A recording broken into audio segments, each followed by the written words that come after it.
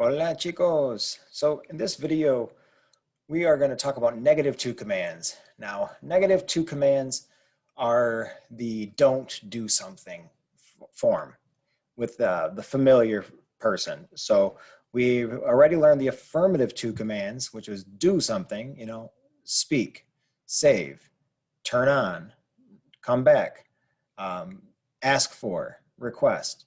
These are things to do, where the negative of those would be, don't speak, don't save, don't turn on.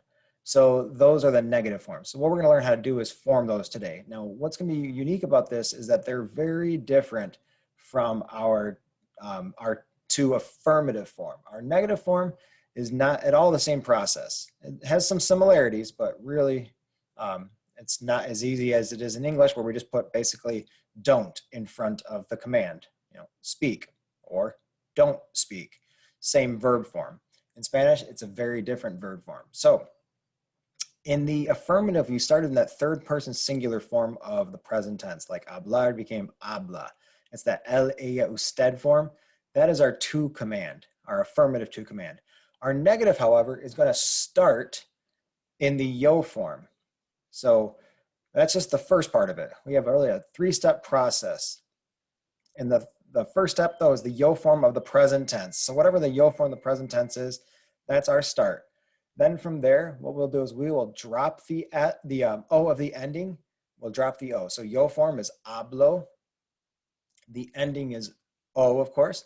And we're going to drop that final O of the yo form. And we'll have HABL left over as our stem. I know it's typically our stem anyway, if you just drop the AR like you've learned for other conjugations. But in other conjugations, it will make more sense to do that. So HABL is what we're left with when we get rid of that final O of the yo form. And then hablar is an AR verb. So what we do is we add ES to it. So I'll usually refer to this as the opposite vowel, the opposite ending.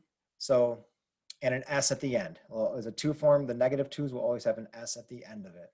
So hablar, hablo is the yo form in the present tense. And we drop the O of that verb. We're left with HABL, and we add ES. So we end up with no hables. We have that ES at the end of this conjugation. So it doesn't look too bad. If you look at the other conjugations, it's pretty much what you'd expect. We have another AR verb in guardar.